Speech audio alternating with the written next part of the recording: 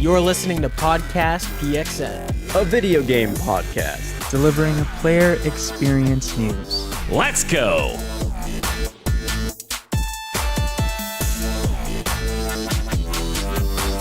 You may be wondering why the extended period of silence starting this episode. For dramatic effect, sure. But because I have one question to ask you, and one question only. Is gaming back? And welcome to Podcast PXN, episode 251. I am one of your hosts, video essayist and video producer at The Gamer, no spaces, Christian Macias. And I'm joined over Discord by Kentucky's #1 Spartan, PXN founder, and the lovely host that he was, Daniel Prindle, aka Dan is DTM. I was a terrible host. What are you talking about? What are you talking about? I'm just kidding. Exactly. The president of the Tifa Lockhart fan club, Roshan Warner, is not here. He's on vacation. Actually, I think he's not even there yet. I think he's still en route. I would gather airline delays usually are pretty frequent. I gather he's not even there yet. Maybe just settling in. Wishing Ro a lovely vacation in an undisclosed location. What's up, bro? And of course, the third person Sigma himself, Gage Dempster. Happy to be here. I love that title. I forgot you made that one for me. I did too. I don't open up the personal document often, but when I do, when I remember to do so, it's there. There and waiting. Yep. Here, before we continue the show, here we go. Relaxing by a crackling campfire near the frozen river in the mountains with snow falling quietly. There you go. Something to listen to for my ears while I do the rest of the show. I need something in the background. Can't just do silence. Anyway, thank you to everyone joining us live and participating in the chat. Just as a reminder, we're live each and every Wednesday at 8 p.m. Eastern, except for last week. We needed a little break.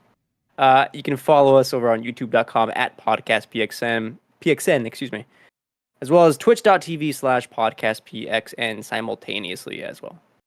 Topic of the show this week is we're breaking down gaming in the second half of 2024. Expectations for games beyond just guessing their open critic score, but I mean what we want from those games, what we're expecting out of any possible conferences, and of course, sort of what we're expecting for Game of the Year in all categories, whatever we have in mind. We're going to throw those at you that way. But before we do that, the show always starts with the quick bites. So let's go ahead and jump right in. I lied. There's no quick bites. I figured news of the week, fantasy draft, and topic of the show, and what you got for me, it's gonna take up the entirety of the show, and we'll still run long somehow. So we're going straight into news of the week, starting with Concord beta impressions and discourse. Why are we starting with Concord? You're asking me. If this whole segment is gonna take up the whole chunk of time, right? Nobody else played it except for me. Why would we throw that out here? Because it's important. Because the discourse is important. I played Concord for about, I don't know, 3 to 4 hours, and I, like many others online, actually ended up agreeing, yeah, this is a solid multiplayer game. This is fun even sometimes. Took a while for it to click with me, but once it did, I'm yeah, I get the appeal. That is where I think it stops for me. Where I think it is fine enough. And I ended up watching SkillUp's video where he actually even really dissects how the systems work and how anti-player engagement a lot of this kind of is, and I found that fascinating. But he's right, it's not in this current landscape of live service gaming, it's not good enough to be just a solid game. You have to be amazing and you have to be impressionable. Concord was none of that for me. And I'm wondering how you guys feel just being on the outside of that, if you guys even saw some reactions or videos of Concord or even just kind of getting feelers out there for the actual game itself.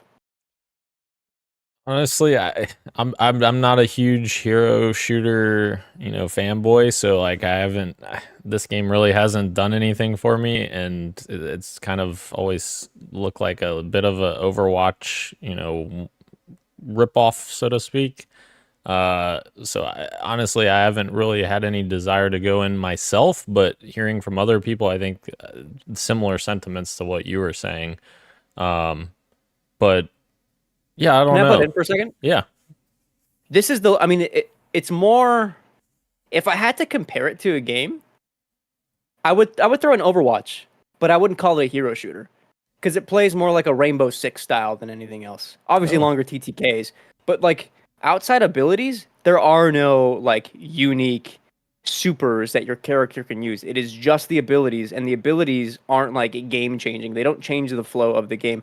They're like tools to help you in an encounter, but they're not going to turn the tide of any like long engagement. And in that regard, it feels more like a Rainbow Six, like picking a character that's going to help you in a given situation with the tool, but that's it.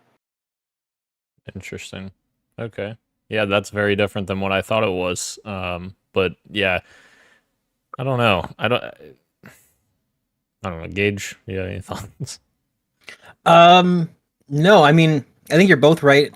Christian mentioned earlier that like in order to break out into the hero shooter, if we want to call it that, it certainly leans in that direction.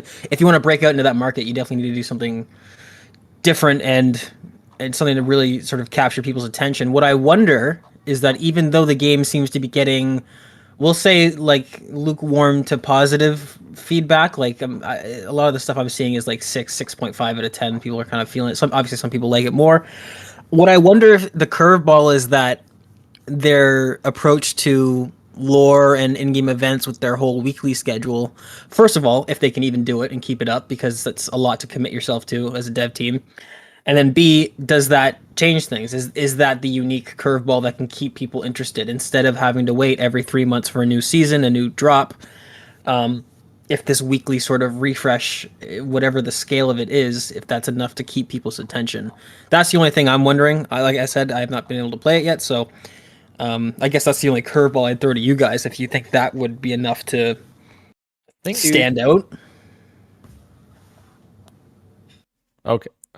I think the issue there is, correct me if I'm wrong, Christian, you may know better than I would, but I thought that the weekly thing was just like a cinematic, basically, that they were making weekly. I don't know that they necessarily said that new content was coming weekly, like in terms of in-game stuff.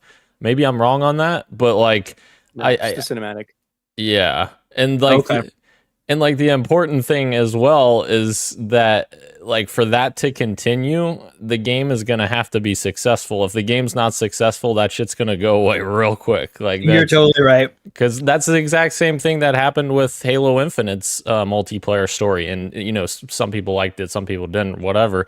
But like the player count dropped significantly, and they stopped doing the cinematics to focus on the gameplay additions. Right. Because that is where, like, if the gameplay is the multiplayer, then that is where resources you think would be going, because that's what's going to draw people in, and not the cinematics that last like 90 seconds to 120, and then, you know, that's it. Every time you boot it up, you get the same cinematic too, by the way, like if it's like in that same week, as from what I gather. I think if like you're curious to learn about, like, I'm the kind of person that when a game is like in this weird spot where like it's both good but also like has like a lot of criticism against it, I'll go watch videos about it. Like when Gotham Knights came out, I was like, yeah, the Digital Foundry video that's like hyper analyzing all the things that is wrong with like the PC port of this game. Absolutely, I jumped on that video. I would strongly encourage you to watch like the 25-minute video from SkillUp where it's like, hey, this is a good game, but here's everything about this game that is going to make it probably DOA. And in it, he was talking about, you know, poor pre-order numbers, where like at the 11th hour, Sony opened it up to the closed beta to PlayStation Plus users as well. And the PC numbers were reflective of one would gather of the pre-order numbers and how small they are, because it peaked at like just shy of, not shy, just over 1,000 players concurrent. Oh wow! And that's really low for a live service title. Yeah, and if you like, it is worth looking at the ways that you build characters in that game, the systems of like how it all like works, because it feels like it's not a system meant for me to engage and like find a character that I play as, because you're actually in the like hardcore playlists discouraged from sticking with a certain character. One of the playlists is if you win a round with your character, you can't pick that character anymore. You have to pick a different character or a variant of the same character. But if you pick the same variant, they have different passives that help your team. But the passives aren't listed. There's small icons that you can barely make out what they are. And also, if you want to customize that variant, you can only do so on one variant and not for the. It gets extremely convoluted pretty fast, and it's like, this is like worrisome for a game that comes out in a month. And I think having a longer beta over the course of several months before releasing, I think would have done this game like a lot of good. Like, you know, I think Valorant was in beta for a long time. Other live service games get betas for a super long time. Having just one beta right before release, just a stress test and nothing else, is kind of worrisome because the content just isn't there, I think, for me. And I think the other issue is that like this game being a live service itself has its own problems, because as we're seeing with so many other games, they're all fighting for the same gamers' attention, that there's only so many games that can be like the top of success at that point in time. Like, you know, we're seeing Helldivers 2 take a nosedive in terms of active player counts, and people are talking about that online. Does that mean Helldivers 2 is not a great experience? No, it just means that there's so much other shit that people are experiencing, and that's kind of a worry as well for something like Concord that maybe isn't as revolutionary. If I'm a console player looking for like a new shooter, like maybe I'm tired of Destiny, or maybe I'm tired of Overwatch. You know what I'm looking at Valorant, because that's like releasing on console soon, and that'll fill the itch. I don't think like Concord will do that. And Valorant is free to play, I think. Yep. Concord is not. That's a great point. Anyway, let's move on. I forgot to hyperlink something, so fill some time for me real quick. Man, can you believe, Gage, the state that Halo's in? No, I'm just kidding. Right now, Is Halo back? is Halo not coming back? Not coming back. No, I'm kidding. There's a I lot think of the press release.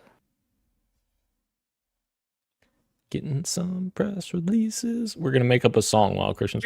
Oh, sorry. Here's what I'm gonna do. I'm just gonna go. I found an article for Windows Central. I'm gonna use the bullet points from the top, and we'll work from there. There's an official. We'll work with this. Here we go. Item number 2. This is, I think, now like a week and a half old. Like, it happened when we were leaving Kentucky, but we haven't talked about it, and I think it is pretty big to talk about, so we should. So here goes. Xbox Game Pass is getting another price increase, as well as some changes coming to the way the different tiers work. I understand why some say it's like simple, but it's also a little bit complex, a little bit needlessly convoluted, in the same way I think PlayStation is needlessly convoluted as well. So I'm going to do my best to, I think, get everything right. So I'm going to follow Windows Central's breakdown. So here we go. Of course, Microsoft all-you-can-eat gaming subscription service, incorporating hundreds of games and day one titles from Microsoft's internal studios, including ABK titles like the next Call of Duty. Oh, I thought it goes on. I'm sorry. This is what happens when you put a show doc together on the fly and you forget a hyperlink. You get shit like that. Here we go. New users will not be able to sign up for Xbox Game Pass for console. Not their traditional method. Instead, a new standard tier is coming soon, which will not include day one games, but will include the hundreds of strong back catalog games, similar to EA Access. And it will also give you Xbox Live Gold for multiplayer. I think there's also Xbox Core, which does give you gold and does give you day one. No, is that Ultimate? No, I don't think Core gives you day one. Or it gives you some day one and not all. Core does not give you day one. Okay, I found the actual breakdown here. Xbox Game Pass for console. That's the official title. is being shuttered for new users only. You can get grandfathered in if you bought it 2 weeks ago. I think it's no longer offered now. Users, yeah, here we go. Exactly what I just mentioned. You get grandfathered in. New users on Xbox Game Pass in the near future will be greeted by a new Xbox Game Pass standard. That's the very basic tier that you can get. And as mentioned, you do not get day one games, but you get the Game Pass backlog catalog, and it's priced at $14.99 per month, US dollars. I think it's like $3 more Canadian, if I remember right. And that does include Xbox Live Gold, which is now known as Game Pass Core. Here we go. There's a second tier I can't find on this article. But the third tier is Game Pass Ultimate is going up to, I think, $19.99 per month. Correct. And you can stack 3-month prepaid cards with a 33% discount on the current pre-increasing pricing with keys. Only up to 13 September. months? Yeah. Sorry, you can only do that up until September, and then you won't be able to do that anymore as well. Sure. As you can tell, it's a little bit convoluted for me because it's because of the 3 tiers. Also, the way this article is working, I don't remember right. Some things that are important to note is that this did go against what they said in court during the ABK acquisition trial, where they said that these prices will not increase. Of course, when you spend billions of dollars to acquire companies, prices do usually increase. And offering Call of Duty day one on Xbox, it would not make sense to have a subscription-based service cost as low as it does when you're putting out big titles like this. In the long run, just wouldn't work out. I'm gonna stop myself there because I need to find that, like, the tier breakdown. If you guys have thoughts, please jump in right now. Christian, I can't believe you struggled through that. This is no, it's not easy. This is fucking confusing as fuck. The way they have laid this out is awful. It's like they've renamed things so many times now too that it's fucking become a nightmare, because now Game Pass Core is essentially Xbox Live Gold of previous years with, those handful of games thrown in there. So it's like we have Game Pass Core there, but then you've got Game Pass Standard, which includes Game Pass Core because it has online, and then it also has the Game Pass game. Fuck. There's too many fucking things here. It's just really confusing. Tom Warren even posted when he was, I saw when he was live tweeting about the reveal of this happening in real time. He had to remake his tweet like 6 times because he kept. Edit? Yeah. Yeah. It's like, it's so fucking confusing for no reason. And yeah. And the biggest thing for me is, now how do you message this for the consumer? Because personally, I still think that $19.99 for Game Pass Ultimate is a good deal for me. I mean, maybe not everyone, like if you're not purchasing, many first party titles, for instance. But like, how do you market this to your average Joe when you can't just say anymore, this is available on Game Pass day one? Now you have to specify, well, it's on Game Pass Ultimate and it's on Game Pass Standard day one. I'm sorry, not standard. It's on Game Pass for console. See, I even fucked it up there. It's on Game Pass for console day one, but that's only for existing users that, are grandfathered in, and it's on PC Game Pass as well, but like it's too much. I'm gonna say something here. This past week has been riddled with conspiracy theories. There are lots of things going on. The conspiracy theory, I believe, is that Xbox is doing this so that people will throw their hands up and say, I'll just get Ultimate. I'll just get Ultimate. I don't know what's going on. I don't know what I get with all these different tiers. I'll just get Ultimate. Because this is ridiculous. This is so not clear. This is like the days of old with the EA release charts of like needing to decipher what you get with which edition you get. This is crazy, dude. And the naming schemes don't make any sense. I don't know how this is better than just doing Game Pass Gold, Game Pass Silver, Game Pass Ultimate or something like that. Like, I don't know. This is crazy. Can I just say, I'm going to steal Christian's line. Can I Can I Here just we say, go. PC gamers are fucking winning because PC Game Pass $11.99 and you get day one games. That's incredible. That's the only tier that's not changing is Right. PC gaming, which is big. That conspiracy theory is interesting, I think, for me. At least in terms of like online rhetoric. From what I've seen online from like pundits or whatever on Twitter, people like who are having a vocal outlash to this is like, this is too confusing, I'm just canceling. But I Right. think you're right though, in terms of like, how does that translate to actual consumers of any product really? Like the like high school kid who got an Xbox for Right. Christmas maybe like 2 or 3 years ago. What is he going to do? He's not going to give a shit about these 3 tiers. Yeah, you would think that he was going to save his money and get one of these cards to get like probably Ultimate. And that, I think that is like probably true of like wider audiences, excuse me. So I think you're probably right there. Dan, I was going to question you on like, are you really getting your best value from Ultimate? Like, and this is me judging on like the kinds of games you play throughout the year. But then I realized things like cloud gaming and just like cloud saves is pretty clutch with the way you switch from PC and console. So yeah, because like many times I'll switch back and forth between PC and console for different games we're playing, and and also the amount of first party games that I play, because there's a lot of Xbox exclusives that I enjoy. I think that's part of it as well. If I could just convert to be a PC gamer, then save some money, but yeah, I don't know. can I just say, Go for it. does Xbox Ultimate include Xbox Live Gold? Yes. Yes. Okay. It also includes EA Play on Xbox, which gives you 10-hour trials to EA games, that kind of stuff. Okay. Oh, there it is. I see online console multiplayer. Okay. Looks like, wait, hold on. Any of the Game Pass tiers give you online multiplayer?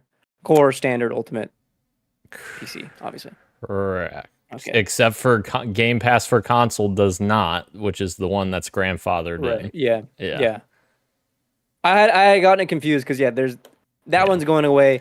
Core is the basic tier. Then standard is the second one, which was I got it confused because I thought standard was the basic tier. It's not. It's the middle tier. Very weird naming schemes, but that's one thing they did right, was actually include online for every tier now, because it was too confusing not having online multiplayer for some of the tiers besides the one that's grandfathered in, of course. Yeah, but now it's going to get confusing with no day one games. For sure. Anyway, let's move on. Oh shit, I forgot about this. Our next and final item for news of the week is our episode 250 breakdown. I wish Ro were here for this. He's not. We miss you though. We all met in Kentucky for the first time, with a caveat of Dan and I having met at the Game Awards a couple years ago.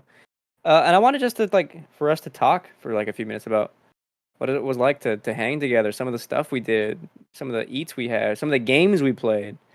And we were talking about this in the pre-show, so I don't know if you guys want to pick it up wherever. What the fuck were we talking about in the pre-show? I don't know. What were we talking about in the pre-show? Oh, we were talking about all the restaurants, right? Or food? We were. It was food. Yeah. Eating out every day. Yeah. Yeah. Eating out every day. Feeling gross after doing that a whole week. But was it not a good time? Yes. To sip on some brews, throw on some whatever game like Played Up, and just giggle in person?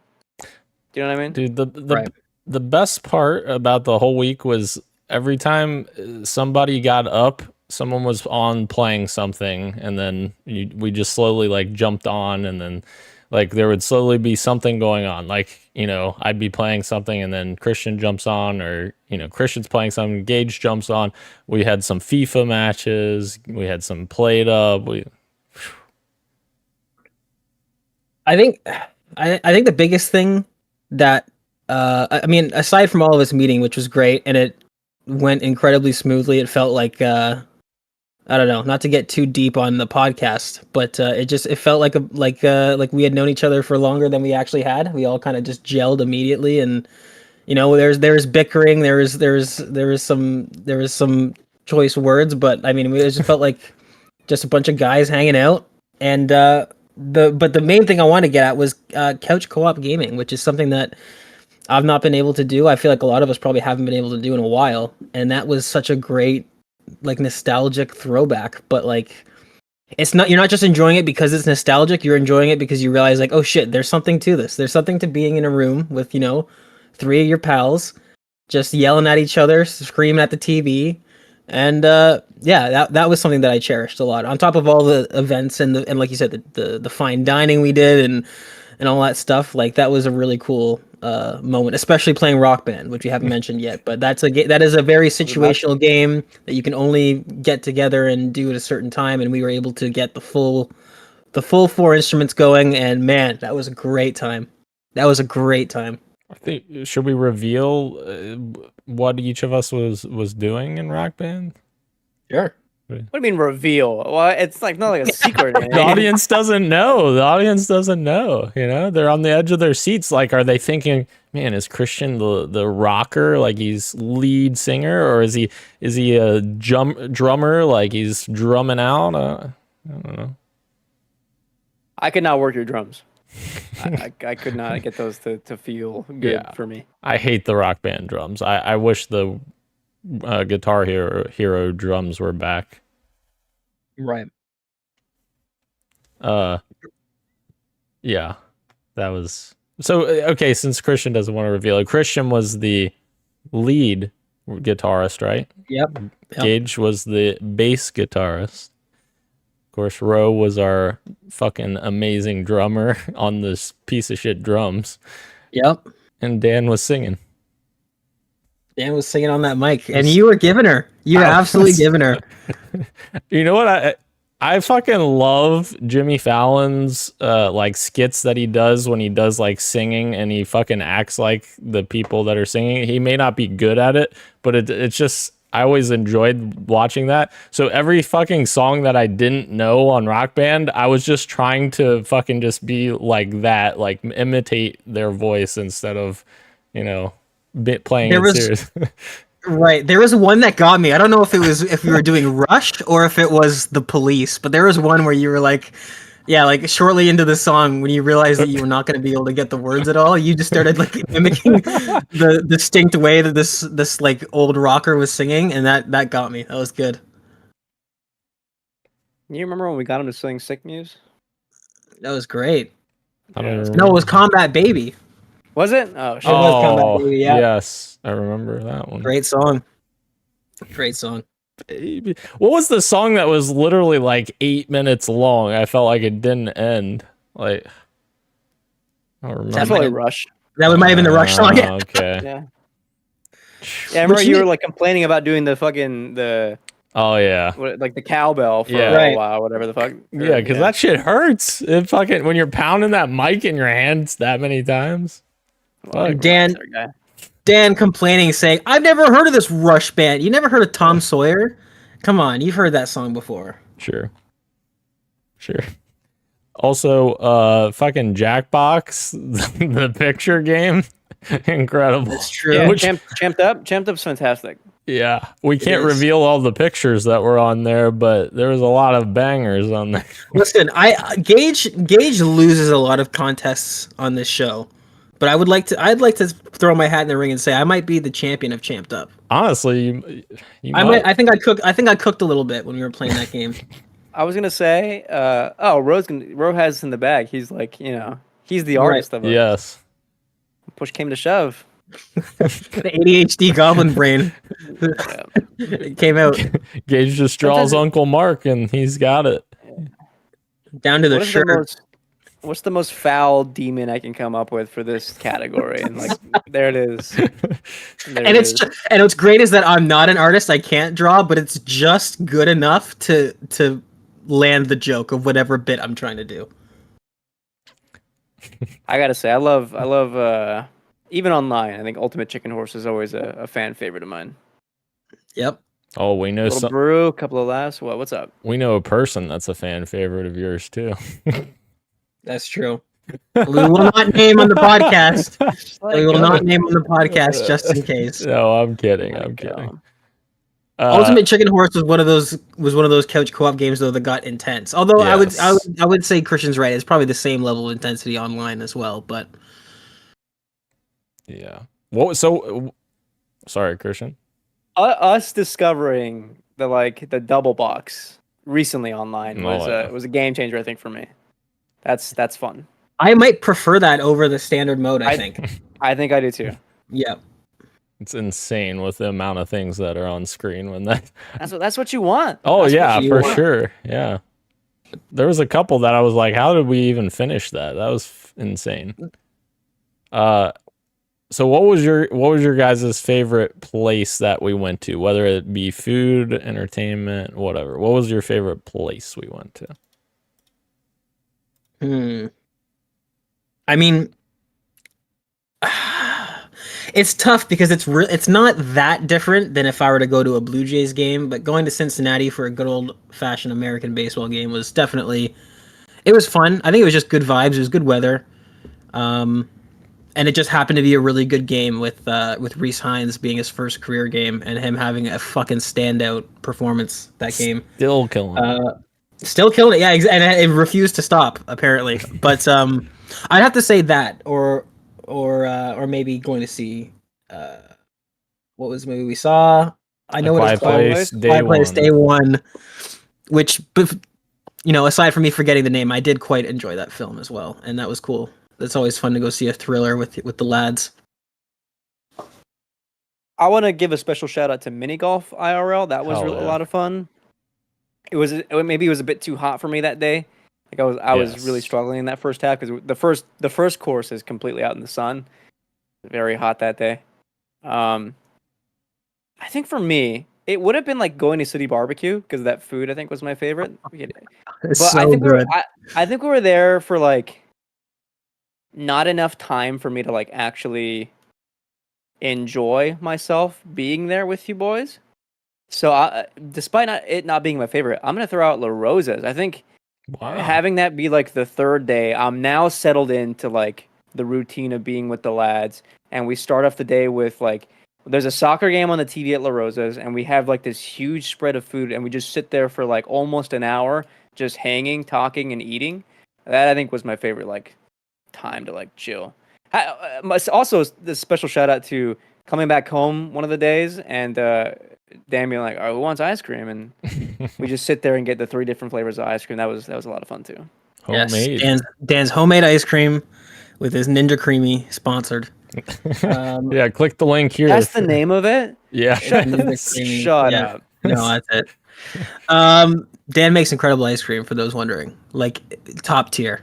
The only thing that sucks, and you're totally right, and I wasn't expecting it, is how fast that melts. I'm guessing it just must be the ingredients or something.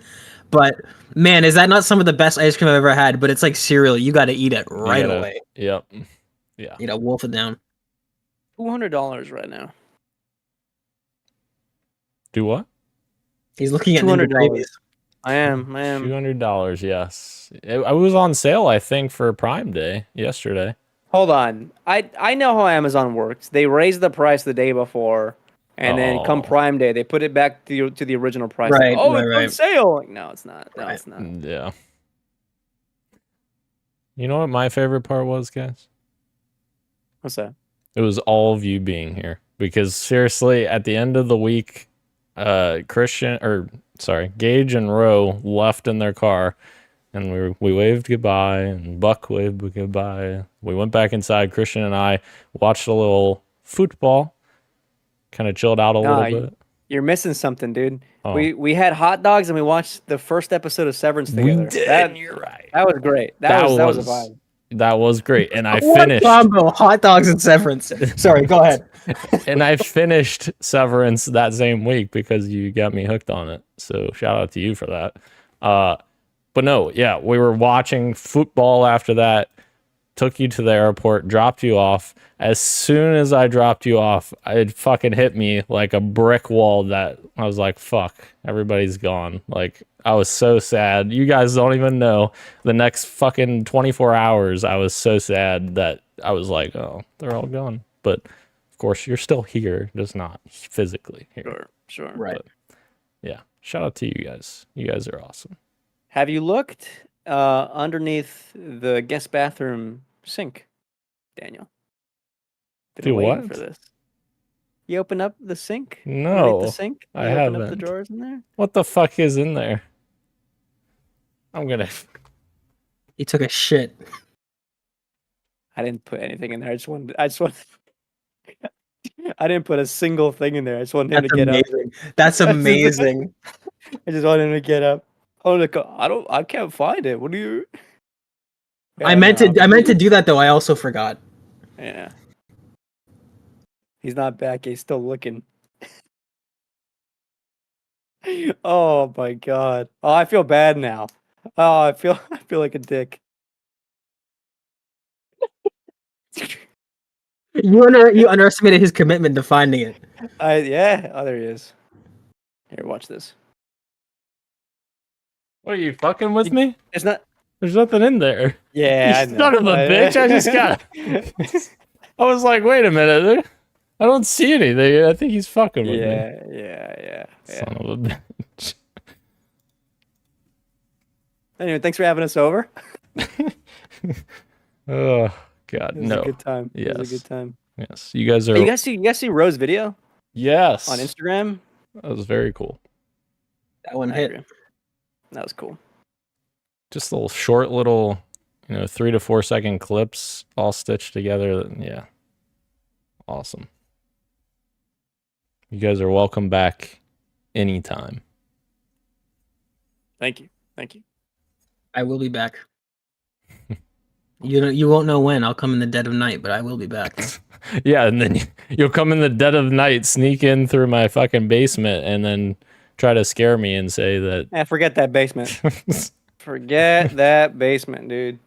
Let me tell you guys, sleeping what in Dan's movie? basement alone after watching It Follows was definitely an experience that I had. Stupid. I still wish I would have went down there. That would have been so fun. I didn't realize you were that fucking scared. You know what? You doing it would have been fine because you're not able to help yourself. You probably would have done like a loud noise and it would have been scary for a second. But if Christian had just walked to the bottom of the stairs and stood in the doorway without saying anything and I caught it later, oh my god, I don't know if I would still be here. Just start breathing. That basement needs some rugs, some warm light lamps, maybe some art in the walls. It needs. Because right now it's outside the air hockey table and the little gym, it just looks like serial killer territory. It needs to be finished. You want to come finish it for me? If I can stay there for summer project, why not? Come on down. Come on down. There you go. All right, let's move on to our fantasy draft check-in. We had a little bit of movement. I'm so bummed. A couple of days ago, I screenshotted me overtaking everyone and being in first, and then scores have now settled in, and I am no longer in first. Let's go ahead and see what all the business has been about. Of course, the biggest game since our last check-in was Final Fantasy Dawn Trail, which is I think the last expansion for FF14. Got great scores, and then steadily over time, over the course of that week that it released, fixed itself a bit more negative than I would have liked. I think it's an 81 currently. So that's me 11 points. And originally I think it was 86 or 87. So I'm sitting at 104 or 105. It went down again. I think it was 105 earlier, or yesterday. And Roe still comfortably at 108. Dan, I think next week is the release of one of your games, EA College Football 2025, the first college football game in over a decade. Back then, I think it was NCAA. Early previews of the game are strong. There's been chatter about some of the gameplay for some people not vibing as much, that some of the like systems in that game like just don't feel that good, but that's the minority. The majority is like this is just a return of an era of like football games that has been sorely missed, and even despite some shortcomings, it's still like a great game. I think people are expecting the game to land somewhere in the 80s. I don't know. I tried looking up when the review embargo is supposed to go up. Nothing on that. It comes out Monday, I think. So I would gather that it comes out Tuesday. I'd gather that either Friday or Monday is when reviews go up. So I thought it came out Friday. Am I wrong on that?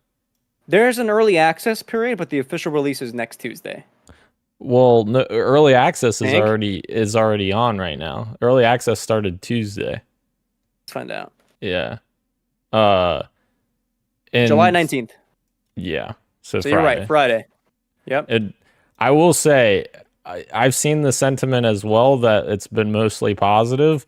However, I'm a little concerned that may just be like people's like, excitement for NCAA football games just returning in general, because I have seen some critics saying that the game itself is not really complete, like not where it needs to be. From what I've seen, I haven't seen, everyone or anything. I think IGN already has a review in progress. They haven't posted it yet, but yeah, I also played a little bit of it, and I have, I think, a similar impression from it that it seems like maybe a little bit incomplete, like it was rushed out to be, ready this year. But I don't know. We'll see. I'm a little bit concerned, but we'll find out. I forgot to mention too. There's today I think was the announcement that No Man's Sky got its 5.0 release. New fauna, new enemies, changes to weather. I don't think there's any like gameplay changes, but it's all like graphical stuff. I think I saw something. I don't know what it entails. It's something that the community's been asking for, but there's something about a galaxy refresh as well, or universe refresh. Okay. I don't know if that means that what they're doing is maybe redoing the planets with some of the new stuff they've added, because they've obviously added so much over there. There is something there, but for the most part, it is just kind of minor stuff. Minor, quote unquote, as in this is like the 18th minor update for this game that has been free of charge for the player base. I take it back. I did see there's some structure to some missions that you can do where like it's more combat focused. Right. Which I think is probably exciting for a lot of people. Swag. Before we get into the topic of the show, what you got for me, Dan? What have you been up to since we left? What do I have for you? Well, first I want to shout out Glenn in the chat because he said that the ice cream would also melt because places that make ice cream, like for us here, Court, I don't know what that means, but the dairy, they use things to harden the ice cream. There's a whole process for hardening it, which that is a good point. They put a bunch of weird shit in there nowadays in ice cream that keeps it from melting. That's true. So, yeah, good call, Glenn. Glenn, he didn't take you to graders? It's great. Incredible. Yeah, I played NCAA college football a little bit 2 nights ago, and I already kind of said a little bit that I do have a little bit of concern about it being rushed out. There's some weirdness to it, I'll call it. There is also things that I don't like that may just necessarily be like a personal thing where like the kicking in that game is fucking absurd. Like a lot of people have been saying they like how hard it is, but I messed with it and I'm just like, what the fuck am I even doing here? Like, I'm not even kidding. I was kicking an extra point and the football went sideways, like to the left. I missed that bad. And I'm like, it's not like I'm a rookie. Like I played Madden, my entire life, and I played NCAA back in the day. And yeah, it's very different. So I don't know if I like that, but yeah, some of it I would say is good though. Like the gameplay definitely feels unique, and that's a positive. I think that the gameplay is not just Madden. It's definitely not just Madden. It's its own identity. So that's kind of cool. But yeah, what you got for me else? All the games we played together for 250. I mean, we talked about it earlier, but played up, Jackbox, Speedrunners, absolutely. I love that game. Oh, yeah, Chicken Horse, FIFA. Oh, I'm sorry, FC 24. Christian, remind me, where are we sitting in our standings in FC 24? Our series is tied up. 3-3. 3 wins, 3 losses, 1 tie. That's true. Yeah. 10 points? 10 points each of us. Yeah. We should decide what we're playing to, first to X amount of points, or if you just want to first to X wins or whatever. We'll see what happens. You got to win by 2. He can hardly contain himself. You got to win by 2. You got to win by 2, no matter what.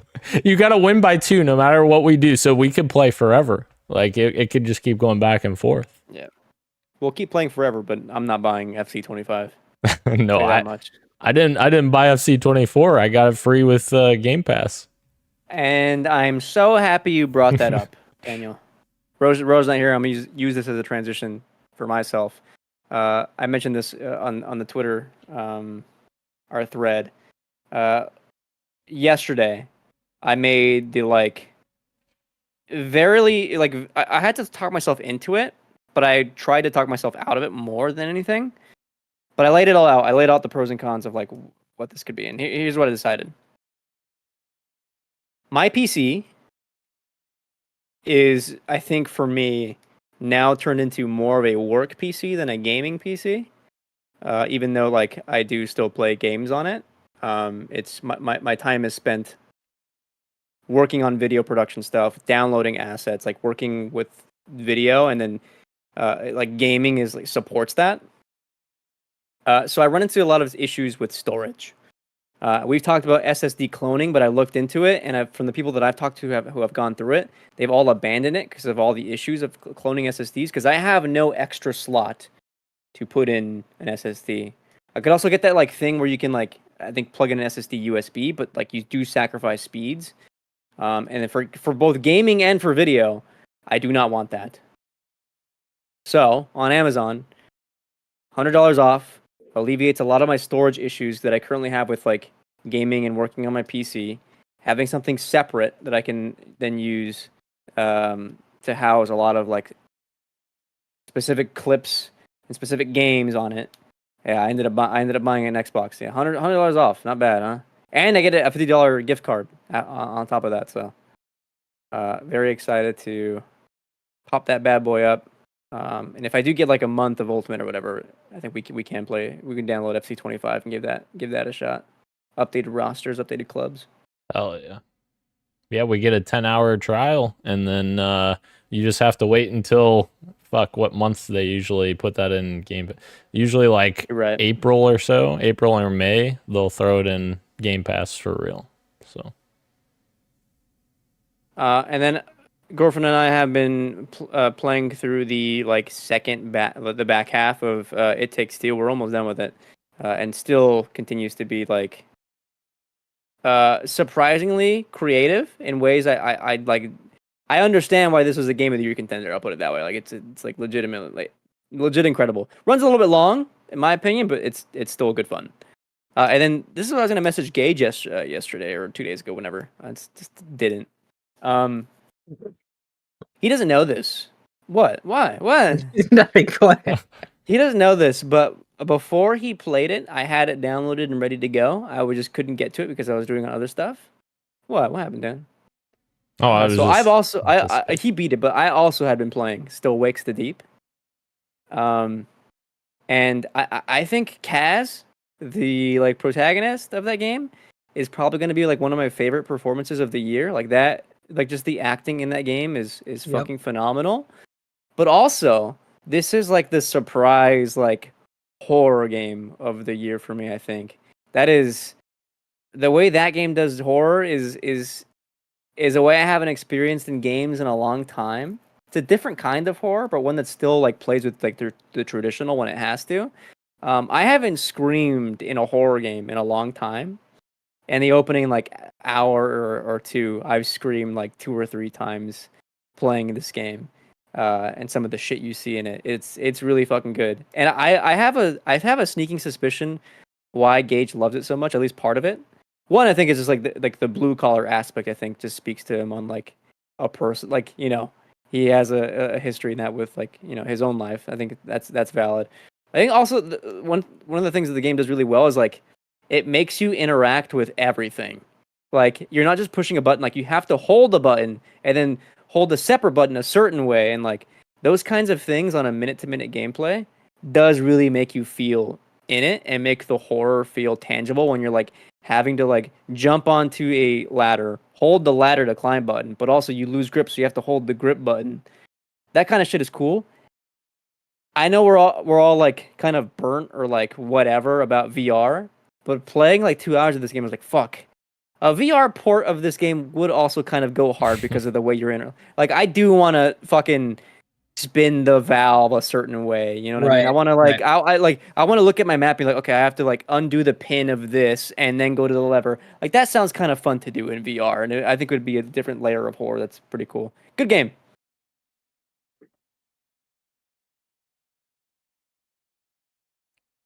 Response. Okay, cool. Gage, what you got for me? I was gonna wait until it was in my time, and then I would give a response. Yes, still makes the deep pretty cool. I still stand by my statement where it feels like a game made by TV or movie writers, in that the dialogue is so much better than your average video game, especially your character. Like I think you're totally right. Kaz is such a great character, and like such a great flawed character, but not in like the cliche sort of like, oh, he's an anti-hero flawed character. Like, no, he's just kind of a piece of shit a little bit, but like that's being a human sometimes. So I'm with you there, actually. Like, Kaz is such a great character, and the performance is great. I think the performance for all the NPCs that are really great too, and especially the dialogue writing. As I said the first time, I think the dialogue writing is leagues ahead of what most of the time video game writing is in terms of like just speaking to each other. Still makes it deep. Yeah, I think it's still lacking in terms of the gameplay. I'm glad that you vibed with it more than I did in terms of gameplay. I didn't even think about a VR port, but I think this game would have absolutely dominated if it was a VR game. I think that the temperature around this game would be totally different. Everyone would be talking about it if this was a VR game. Also, I need to point this out though. Actually, no, I won't do it. Never mind. What you got for me? All the games that we mentioned. I'm going to shout out again for the 8th time played up. I love that game so much. And I think it was after we got back from Kentucky, but so I was talking to somebody online, and I was like, I'm going to look up the stats for this. And like the amount of hours I put into this game is shocking, even to me, as much as I love it. I'm like, wow, this is like one of my most played games, if not my most played game of 2024. So played up, shout out to played up. Yeah, you screenshotted it and sent it to us, I think, and like the leaderboard. You're not far behind me. Like you've got quite a few hours in it as well. Yeah, I was surprised at how much. Like, obviously, it's you pulling me in. It is. Sometimes you're right there saying, "Are we doing played up?" That's true. Time flies when you're having fun and automating things. I played FC for the first time and got absolutely dominated by Roshan. Wiped the floor with me. It was not even oh man, it was bad. I just remember, while it's your turn, since you like this also, we've got to throw this in there real quick because we were talking about Orcs Must Die when we were here, and we're like, oh, is that co-op? And it's 2-player co-op. And then today we got an announcement of a new Orcs Must Die that is 4-player co-op. Let's go. Exciting. I can't wait to go through the exact same thing I went with you with Christian, where you and I are going to try and drag him into this. He's like, I'm not playing this Chinese malware game. And then he's going to play a couple rounds of it and be like, is this fun? Is gaming back? Yeah. Is Orcs Must Die 3 or just Orcs Must Die?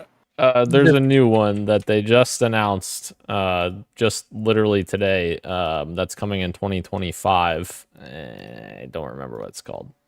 So we're waiting It's- for that one. Yeah, because that one's 4-player. The other ones are just co-op 2-player. Yeah. Yeah, lots of good games. I don't know. Rock Band was awesome. It was great playing bass on Rock Band. Christian is an absolute wizard. I hate that you picked up that control. The first song was like you're getting like 5 stars. It's insane watching this man's fingers work. Like that? I did. MGK. I could hardly keep focus. MGK. No, don't do that chat here. MGK. Oh, I forgot I was hosting. Should we move into the topic of the show, fellas? We should. Sure. All right, let's round out the episode. Let's take a look at 2024 in gaming, the second half. If you remember, and if not, that's okay. I can pull this up. 2 weeks ago, we did a predictions episode on the same thing, the second half in games. We're taking a look at the specific games that were coming out and only guessing what we think the open critic score is going to be. I wasn't on that episode, but I still contributed to the list. I have that list open in case we need to reference it, but there's a lot of games coming out. Nearly 20 on our list of games that we think are the biggest games of the second half of 2024. I can go over them real quick. I'll mention them, and then if you want to bring them up, of course we can. But what I really want to just talk about is like feelers for the rest of the year. How are we feeling right now at the midpoint? What are we wanting from our respective consoles? What kinds of things do we expect to be announced at the end, or we hope to be announced by the end of the year at any conference? And then sort of what we're thinking for game of the year so far. So while you think, I'll go ahead and read the list of games still yet to come out this year. Some of them I think are TBD. They don't have hard dates, but they are slated for 2024. So they might slip out, they might not, whatever. Black Myth Wukong comes out next month. Concord again coming out. I guess that's August or July, I don't know, but it's beta now. Star Wars Outlaws coming out very soon, continuing to get previews even now. I think there's also like preview events happening this week. Stalker 2 still slated, I think, for September. I'm excited about that one. Astrobot getting its first platform game. The Legend of Zelda Echoes of Wisdom, that's the Zelda game starring Zelda for the very first time. Metaphor Refantasio comes out later. I think that's October. Black Ops 6, the first Treyarch game in years. I think we're all excited about even just seeing that game. Sonic and Shadow Generations, that's one for Row. Life is Strange Double Exposure, another one for Row, but also for me. Mario and Luigi Brothership, again, of course, the Switch continuing supposedly in the last year of its life, still putting out some bangers. Hopefully bangers. Assassin's Creed Shadows, finally the Japanese set Assassin's Creed game. Silent Hill 2 remake, no date on that game yet, I think. No, I think it's October. I take that back. But again, coming out this year. Avowed from Obsidian, big game for Xbox. Another big game for Xbox, one would hope, Indiana Jones and the Great Circle. Although I'm also with Gage, that is not, weirdly enough, not a blockbuster title, which is crazy. But like Indiana Jones, not the mega IP hit that we think of it as. That new movie did not do well. No. At all. New audiences do not care about Indiana Jones, regrettably. Dragon Age The Veilguard. People very excited about a new Dragon Age game. No date on this one yet, though. There was rumors that it did have one, but then they were rebuked. Who knows? Metal Gear Solid Delta, the Snake Eater remake, supposedly set for this year. Dragon Ball Sparking Zero coming out. And of course, last but not least, Lego Horizon Adventures. I also have a separate list of games that I think I didn't mention from there that I might throw in just randomly while we're talking. It's a personal list that I keep. That we covered the big hitters though. So, Dan, would you like to start first? And any thoughts you have on the rest of 2024? What are your thoughts on gaming this year? Sure. What you expect for the fall and beyond? Yes, I will start with Indiana Jones because we just talked about that a second ago, and while I do not really give a shit about Indiana Jones as an IP because I've watched like 2 of the movies out of the I don't know how many there are. Five now. Five. Yeah. like I like Indiana Jones as a character. I never really watched the movies that seriously. But what I am excited about is Machine Games, because like they have put out banger after banger, especially the Wolfenstein games. Wolfenstein 2, Wolfenstein the old New Blood and Old Blood, I think was the other one. Were both great expansions to those games, and I think their most recent one didn't hit as hard, Wolfenstein Youngblood, which was like the co-op spin-off type thing. But I think this is very exciting to see them come back, because they did such a great job revitalizing Wolfenstein that I'm just excited to see what they do with like an action adventure type game. And I will respond the same way that Gage responded on that episode, and what I echoed in chat is that we have, of course, we don't doubt that the game will do well and that it'll like critically be a good game. Right. We just don't think it'll sell well. Not at all. 1.4 tops. I think that's low. I think that's low still. I don't, because here's the thing. I don't think that the IP is the most important thing. Like, yes, I agree with you. I don't think that Indiana Jones is, it's not Spider-Man, obviously, or something like that Sony has. But I do think that, if Machine Games comes out and puts out a great game, they're not going to sell less than what they sold for Wolfenstein, in my opinion. Like, and Wolfenstein sold pretty well. I'm going to be curious to see how sales number for any Xbox games do in the second half of the year, considering that supposedly a lot of people are canceling their Xbox Game Pass subscription.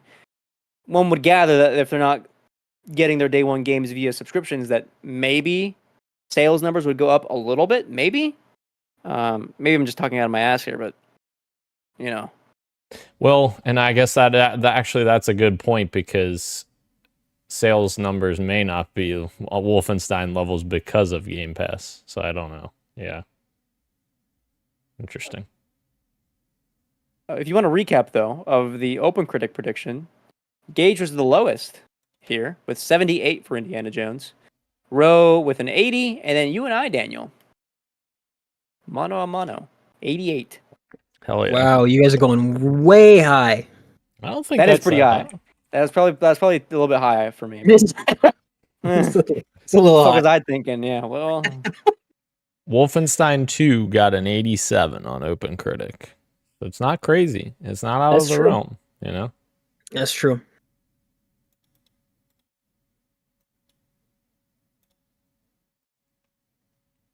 can't wait for the Silent Hill 2 remake. Really. I need to. The way I've been talking about this game is that I just need to know. At this point, we all know that Bloober just does not handle nuance well at all. Weirdly enough, though, it seems like for this time around, they learned a little bit, but they also learned nothing. From everything I've gathered in all the trailers and the way they talk about this game, is that like they are improving in some spots, but also like just completely missing what this game is in others. And I just need to be part of the online discourse around that game, which is wild. I genuinely disengage from all gaming discourse usually because I don't give a fuck. But when it's something like this, I need to know. The same way like when Metal Gear Solid 3 remake, that Snake Eater remake comes out, I just need to know. Although that one's different because that's like a 1-to-1. So like it's the same story, the same voice. They're just putting that into fucking UE5 or whatever. But still, Right. I just kind of want to know. Would you be happier if they did that for Silent Hill? Like if it was something like that? It still wouldn't work. Okay, hold on. The thing that works about Delta is that they're including a classic mode where like they have not just like the filter for the game or like the way color grading works in general. They have camera angles that like are, if not 1-to-1, very similar to like the original game. Right. Silent Hill 2 is entirely reworked. Right. So I don't know, man. I want to know.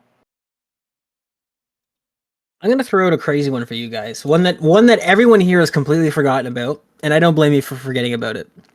But I am in the same vein that you are, where you're like, I just have to know. I'm curious about this because the first game kind of took the world by storm for not just a little bit, but for like a couple years.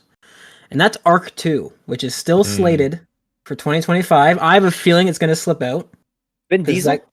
Fucking Vin Diesel for family, whatever. But the fact that this game is going to keep a lot of, obviously we know it's going to keep the dino taming stuff, it's going to keep the survival aspect stuff, but the most that they've talked about it is that they've completely reworked the moment-to-moment gameplay to be more quote-unquote Souls-like. So it's third person only, there's a parry system, a dodging system, all this stuff. And honestly, for me, that might be enough to make Arc 2 a really big game for me, because the moment-to-moment gameplay was kind of what was lacking. The combat felt super clunky, and none of that stuff was great. But the taming of your dinosaurs, the breeding, all that stuff, all those systems were awesome. So if they can nail the combat and the traversal gameplay, this might be something for me. This fucking guy says it's a Souls-like, and then mentions parrying and blocking. You mean character action? It is a self-described. They've said Souls-like. I know that those things don't equal Souls-like. That's what they've said. Oh god. I don't know. Arc 2, I feel like, is not on a good path right now. That game's been in development for. When was that announced? It's been in development for forever. 2020? I think it was 20 or 21. It was definitely after COVID. I was home watching that Vin Diesel. It's been a long time. It hasn't been, It was all right. This should tell us everything, right? In my eyes, it was unveiled at the Game Awards in 2020. It was set to launch in 2022. Yeah. 2022. Yeah. Listen. The first Arc, it holds a special place in my heart. There was a good year and a half where I was into that game, like I was into Minecraft. Like I was just in on it, and I would not mind another big survival game coming out and getting back into that loop. That's fair. But you're right. No, it's not looking good. And like I said, 2025. I'm doubting it's actually going to make that date. I think it's going to slip to 2026 if it comes out at all. We'll see. I'll keep an eye on this one. I'm curious. I hear people throw around the word Souls-like, I for whatever reason like tune it out. Not for the reasons you think, but because like for me that's like you lose an identity of what that like game like Arc with a Souls-like. I wouldn't need to know what that looks like, but also a lot of games get that wrong. And the thing that excites me about like Phantom Blade Zero and Black Myth Wukong is that they're like distancing themselves from Souls-like. Right, into a more traditional character action game that like we used to play in like the fucking PS3, Xbox 360 era, which is good. I think having variety in that regard, I think is good. And Arc with a more of a Souls formula, I gotta see it. And there's, in my opinion, there's too many people trying to copy what FromSoft's doing instead of just making something their own. Like everyone's talking about Soulsborne and all of this. It's like, well, cool, but let's let FromSoft make that because that's their bread and butter. Why don't you make something that's your own, your own thing? For sure. It was so cool. It's so cool to play Phantom Blade Zero and then be like immediately like told, like, yeah, we're actually we're inspired by Sekiro, but actually it plays more like a Devil May Cry game, or it's like, oh fuck yeah, like, cool. I'm gonna throw out some questions for you. Hades 2, does that get a full release, a 1.0? I fucking hope so. In 2024. It's on my I put so much stock into that, dude. I really hope so. I doubt it though. But I don't know. They've been doing quite a few. I have not been playing it. I will admit I played it when it launched. I put like maybe 4 or 5 hours into it. Thoroughly enjoyed it, but I thought to myself, I'm going to wait until everything's done. All the balancing changes are done, because it definitely did feel unbalanced. And jumping into Hades 1 after having like people like recommending it and me being like, I'm not gonna like it, playing that game, and then obviously Hades being the most incredible roguelike I've ever played. I'm like, I kind of want to wait for that experience again, because it's not quite there yet in terms of the boons and the cards and the weapons and all that stuff. So I've not been playing it, but I have been following it on Steam. I have been updating it every time, and they do seem to be pumping out frequent updates that are maybe not major content updates, but like big rebalances. They're doing a lot of that stuff. So I'm hoping it hits this year. I doubt it, but I'm really hoping. Oh, please, Dan. Go ahead. I've seen updates from Supergiant on Twitter like go out as most like sorry, excuse me. I'm fumbling on my own words, stumbling. 1 to 2 times a month, there's like meaningful balance updates going out to Hades 2, which bodes well, I think, for that game. Here's what I will say. I did some research while Gage was talking. The first Hades, granted, they're probably a much bigger studio now, can handle it a little bit better. The first Hades remained in early access for 21 months, starting in December 2018 on Epic Games Store exclusively. So I would say it's probably... Okay. Not. From my understanding of the first Hades, though, from the research that I did for some of my work videos, is that it was there for that long because they needed to figure out how to both combine roguelite with the story. The reason why it stayed in early access for so long is that they like needed to figure out how creating a narrative through a roguelite would work, and that took a long time. They've figured that out for Hades 2, from what I've read so far, and they're like working on finishing some of the story beats, even though it's already done, and then working on like the end game like areas that are not currently available in early access. So I don't think you were saying that it's going to be that long, but like, right.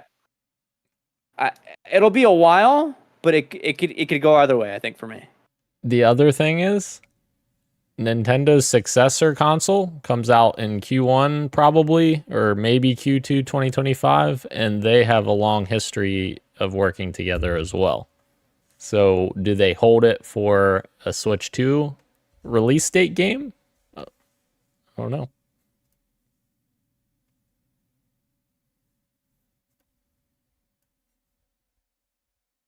That could go either way for me too. I could see that like just coming out and then you get an announcement in a couple months like it's coming to X console, because it seems like that's right how things have been working nowadays this year with indies like Balatro, Vampire Survivors, etc. It comes to consoles after a few months of success on PC. I can see that happening here. But also, maybe you're right. Hades 2 is now a massive game for Supergiant. They could 100% be also working on like ports to release alongside a 1.0 on PC for sure.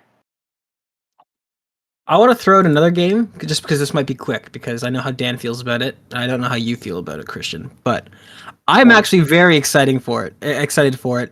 I love this game as a kid, and I'm ready to dive back into it. Dead Rising Deluxe Remaster. Did you spend any time with this game at all? 0. Perfect. Then we can just move right on. Gage is excited for it. And I'm ready to get back into that. I'm ready to get back into the mall with Frank West.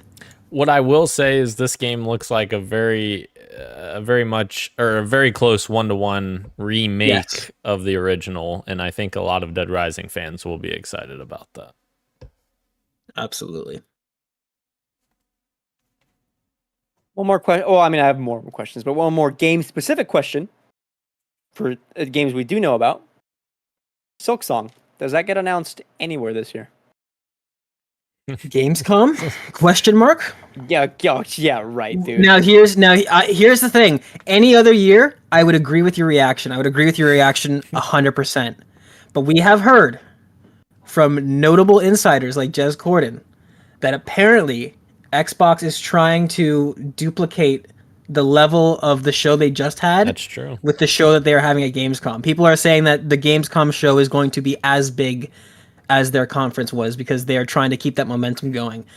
If I was them and I wanted to really get some positive buzz, a Hollow Knight Silksong is definitely wouldn't hurt. Definitely would not hurt. I was just picturing in my head, because the last time we saw Silksong with Xbox was when they were in the event that said all these games would be out in the next 12 months. Right. So what if they do that again at Gamescom? Yeah, all these games are out in the next 12 months. Silksong. Oh no. I don't know. I don't know if that's the venue you do it at though, because that gets significantly less eyes than any other sort of event. There's yes and no, though, right? But the YouTube videos afterwards. Sure, but like for that, like that would be reserved, I think, for me. Like updates to games you do know about that get like second trailers or like fuller like gameplay. Like maybe you get like a Doom gameplay of like half a level or whatever. Extended look at Dragon Age. What if it's a shadow drop game? What if they say it's available right now?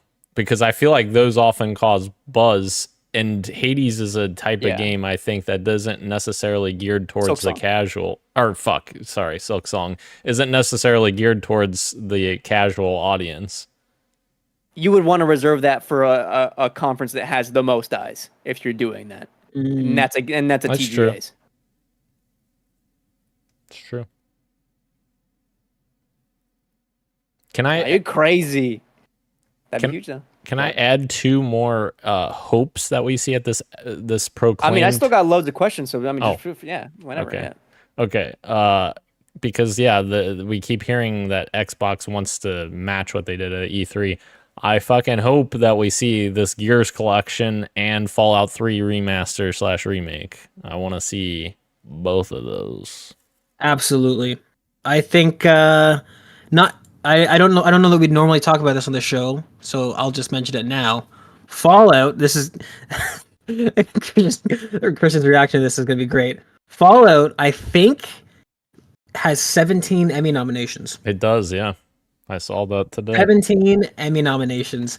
I don't know that if you do have like the rumors have suggested, if they do have this game done, I don't know what you gain from sitting on it any longer. So I'm absolutely praying and hoping that we get an announcement. I mean, a shadow drop would be great, but even a short announcement to release window from Gamescom, I don't know what you gain from not doing that. I was fucking shocked that it wasn't there at the Xbox press conference. So I'm with you, Dan. I want to see it. I think we should see it. I really don't know what you gain from not showing it. And it would make sense in terms of spreading the wealth a little bit, because while we necessarily weren't super excited about it, they had a Fallout 76 update at the E3 event, so it would make sense to spread out the IP a bit more with the show being so successful and having another thing to show off at Gamescom. Absolutely. What was the second thing you had a hope for? The Gears collection that we've been hearing about for years. You did it. Yeah. Yeah, the 1 through 3 collection, up-res, remastered, whatever it is, and I would assume Unreal Engine 5, but I don't know. Yeah, I'd love to see that. I mean, it'd be a great time to do it. I mean, if not now, at least announce it and then like have it lead up to the release of the next, that Gears prequel. Yes. It's a great way to get momentum for that franchise for sure. I have some questions regarding like just any conference for the rest of the year. It's been a couple of years since the release of 2 games that I'm gonna bring up. I want to know if another game from this developer or another game in the series we'll see this year. The next Halo something. No. Why? Why? Because they're still a long ways away. The rumors are that they're still either in very early production or haven't even started production. They're still, in planning phases for the next game. I think the biggest thing is they're trying to build the new engine because they're switching to Unreal Engine, or at least that's the speculation. And, people who can read LinkedIn that says they're hiring Unreal Engine experts. I think they have to get the engine in place. They're concepting ideas, and then, I think we're still at least a year from seeing like a teaser even for that game. Maybe at E3 next year we could get a little teaser like we got in 2018 for Halo Infinite. E3. I'm sorry, fuck. The Jeff 3, the Keel 3, whatever you want to call it. G3. Yeah. Key 3. The Key 3. To add to that, I once saw a tweet months ago at this point, I think, that said, essentially, if I were Xbox, I would do everything in my power to get Xbox on a, like, you can change this however you want, like, bi-yearly cycle with, like, smaller game, but like a new campaign and just like an evolving multiplayer. It doesn't have to be COD cadence of like yearly, but I think bi-yearly or even like once every 3 years. Would that be something that you think would strengthen sort of the current Halo brand, you think? Having a new campaign come out every like 2 to 3 years? I think it depends on the way you're looking at that, because me and Gage have talked extensively about this, and Gage has also been on record many times years ago saying that he would like to see other developers take over the possibility of making a game, which I am all for. I just want to clarify, Gage. I believe you were saying, let's fire 343 and let's get this developer to make the next game, which I was like, fuck no, I don't want that. Let's fire 343? Let's fire Bonnie Ross. Absolutely. I stand by that. I think she has been a problem for a very long time.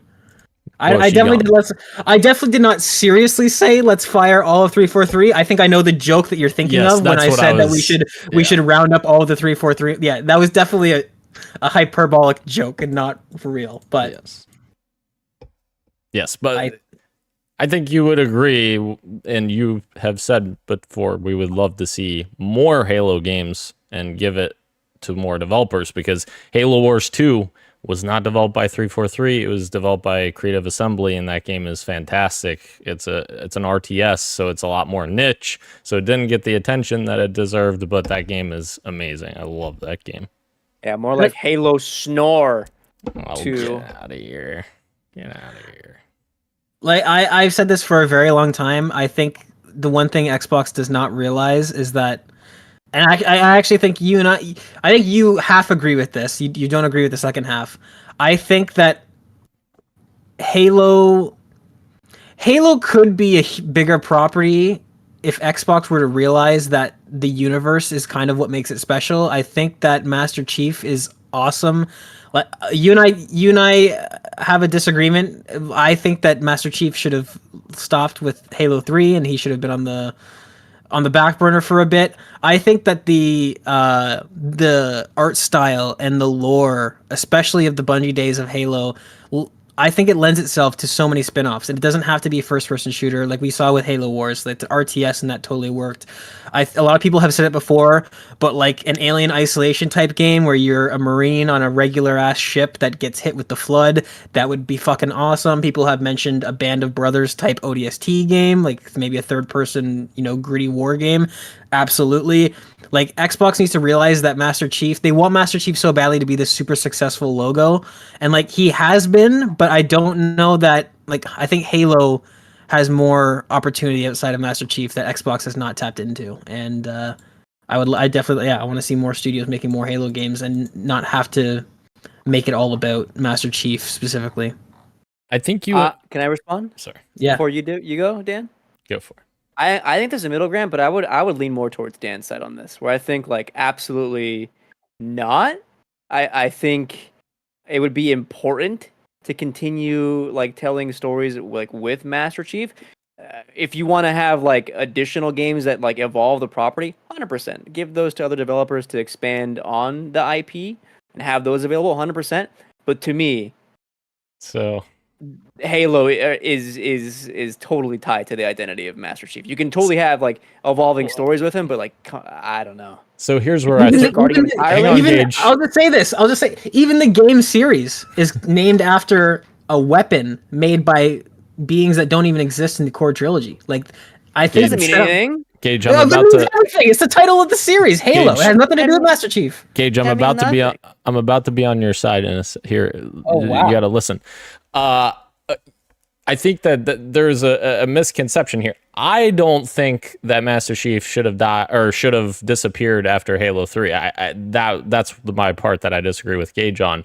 Right. Personally, I think that the way that 343 handled Master Chief's story, especially in Halo 4, was beautiful. I loved Halo 4's campaign, and I loved the way that they built on Cortana and Master Chief's relationship. And I know Gage has slightly different thoughts on Halo 4, but I loved what they did with that. And that story, to me, epitomized the perfect relationship between the two.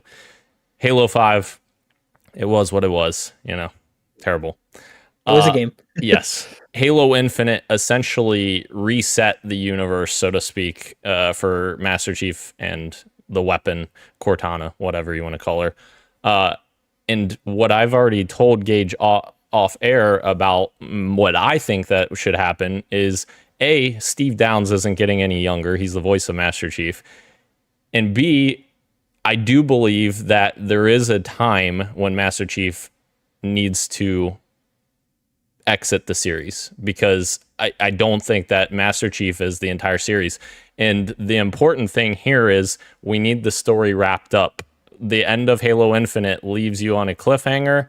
And in my opinion, I think that Master Chief's story would be perfectly epitomized by something heroic or something incredible happening, to where he's either giving his life or it's open to interpretation what happens to him, and he continues to live on, so to speak, in the minds of the universe. And that is the way I would love the next Halo campaign to end with, because I do think there's a lot more characters that are in the Halo universe that could absolutely fill that same void. And I've also pitched Jen Taylor, the voice of Cortana / the weapon. She would be a perfect bridge to a new cast of characters or character, whatever, to bridge the next generation of whatever Halo becomes story-wise. I have a question that's going to make Dan mad. Uh-oh. Is it true that the beginning of Halo Infinite completely disregarded the end of Halo 5, where they're like, yeah, there was a big cliffhanger, but that was resolved off screen? Well, sort of. I believe Gage. Well, no, I'm telling you honestly, sort of, because Halo Wars 2 has some context behind that as well. Gage hasn't finished Halo Wars 2 yet, but Halo Wars 2 directly follows Halo 5's story, which is weird because the first Halo Wars takes place 30 years before the first Halo game, but then they go into cryostasis and they wake up in Halo 5 timeline. But anyways, yes, there is a bit of a cliffhanger moment in Halo at the end of Halo 5 where Cortana is seizing power. For anyone who hasn't played at this point, it's been 2015. Don't give me the spoilers. Don't give me the spoilers. I got an Xbox on the way. I'm gonna figure it out in a couple of months. Oh, okay. No spoilers. All right. It does kind of disregard it a little bit. It does disregard it, but it doesn't. It's hard to explain without going into the spoilers. No, but I mean, so Christian was kind of right, where it's like, it's not that nothing happened; it's that stuff happens off screen. That is kind of correct. Yes, there is a jump in time. Yes, there's a massive jump in time. Correct. Yes. That's a little unfortunate.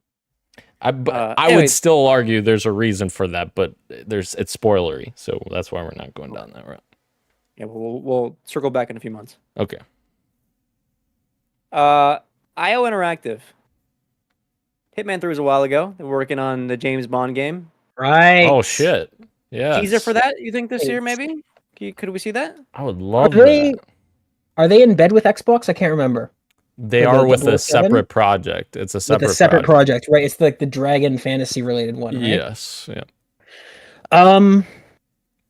Do we see that? That's a great question. I think we could. I don't know where we would see it. I don't know who would show it, but Jeff Keighley.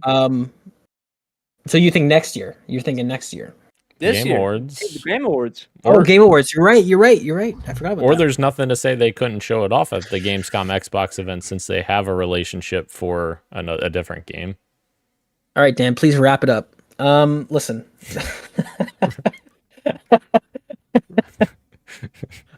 Yeah, that would be cool. I love IO. I think what they did with Hitman was awesome. And I don't know. I liked Absolution. I know a lot of people didn't, because it was kind of like the Splinter Cell Conviction of the Hitman games, where it was very much more action oriented and took away a lot of the stealth.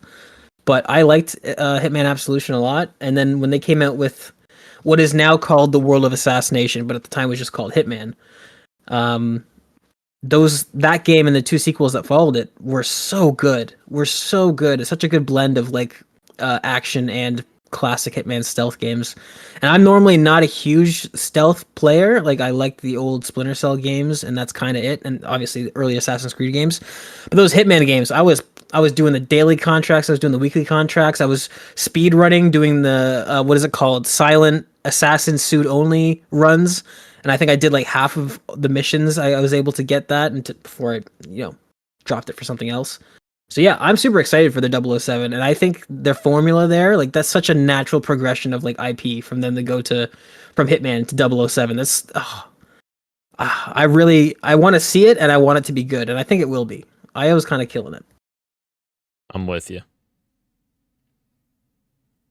We know that Sony, they announced a couple months ago that they have no big major release titles from their IP in 2024. They dissed Astro, but whatever. I gotta live with that. Which means that 2025 may be like where we start to see what the second half of Sony's console will look like.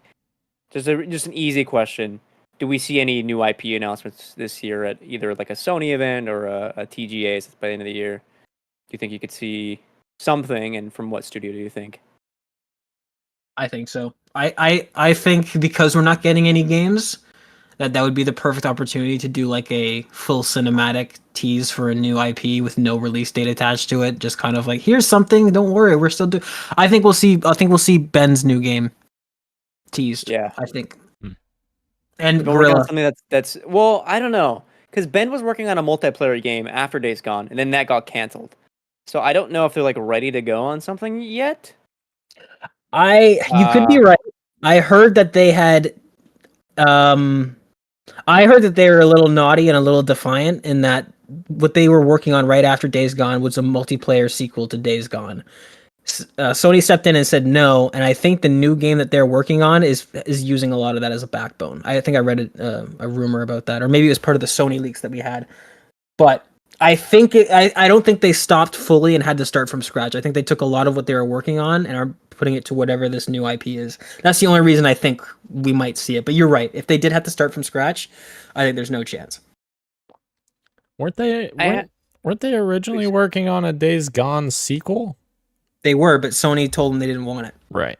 Yeah, they were pitching it, and they were like, "No, that shit out of here, fuck off." That's what they said. Which is sad. Days Gone. Days Gone is a great game. Here we go. Hold on, I gotta open up this video that I made for work because I need to find a graphic that I use, because there was a graphic going around from one of these like Sony like fiscal year presentations. The one that I think that either Herman gave or the other person in charge recently gave. And they had on there like a list of I found it. They had a list of all their studios. Split up into like the certain sections. Okay, so there's 8 single player narrative focused titles coming from there, either through first party or partner studios. Bluepoint, let's not forget Bluepoint has an original game that they've been working on for 4 years now. And then they have 9 evolving / multi-genre and or live service focused games. And in there is where I think Ben Studio is living. So they could be like this weird middle ground multiplayer project. Who knows? Should I get crazy? Oh, yeah. I mean, this isn't for points or anything. I know.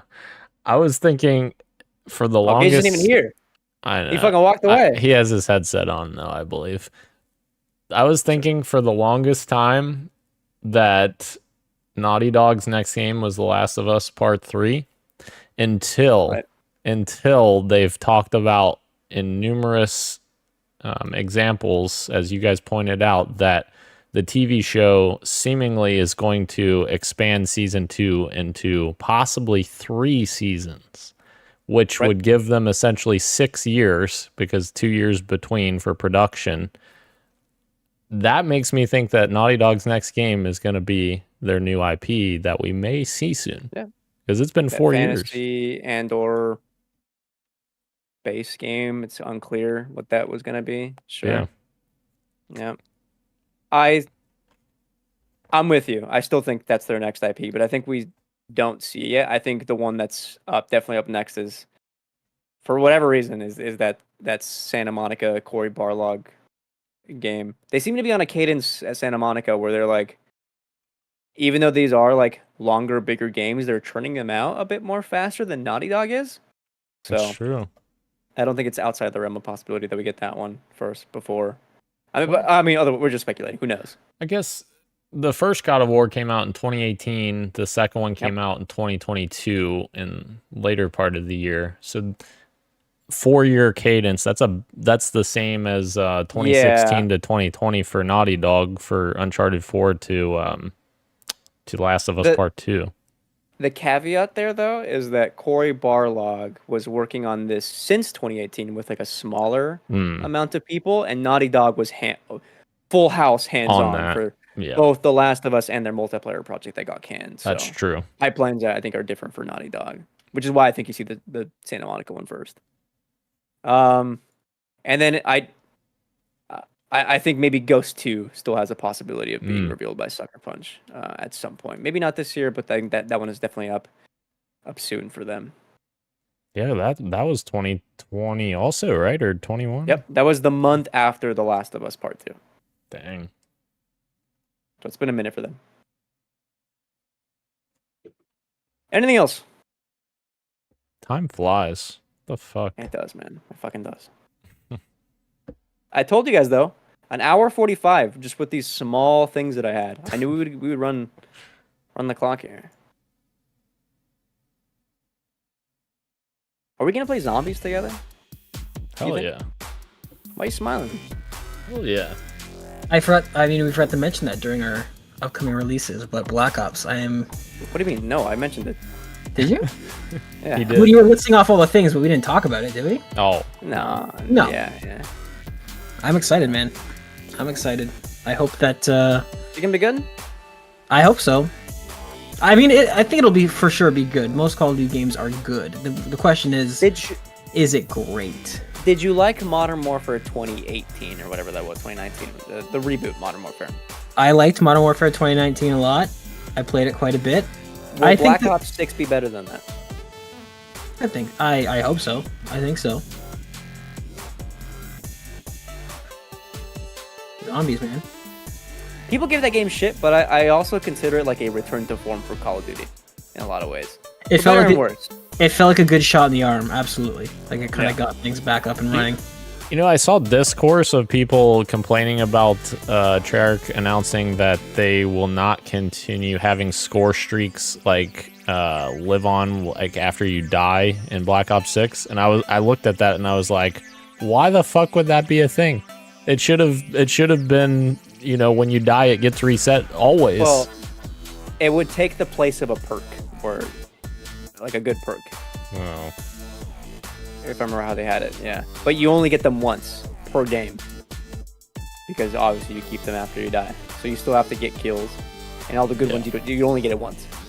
It's like, yeah, that's too many fucking score streak attacks on the map at one time when you're bleeding into each life. Like, it should just be one life.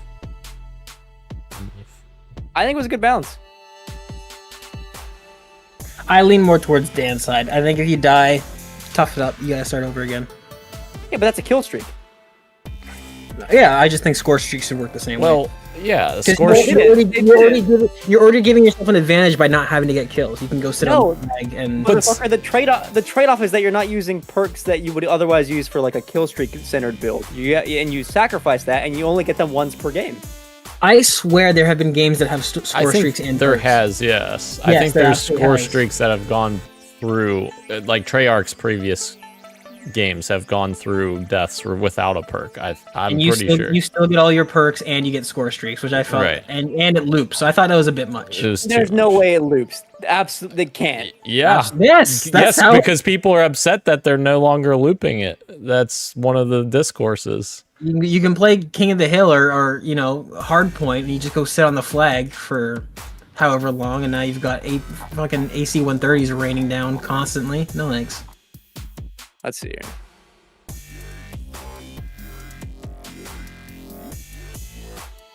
I gotta look this up. Maybe I can look at this up after that. Here, this is post-show content. Until then, thank you again to everyone joining us live on YouTube and Twitch, as well as podcast services everywhere, including Apple Podcasts, YouTube Music. Did that change? Yes, because That's they Google don't podcast, right? Yeah, they don't do Google Podcasts anymore. Wait, hold on. So YouTube Music is the correct thing. Yes. It's okay. Spotify and everywhere else you get your pods. Thank you, Roshan, who was on vacation. Thank you, me. Thank you, Gage. That's Daniel. And this has been Podcast PXN, and we are signing off for the day. Much love and keep on gaming. Adios.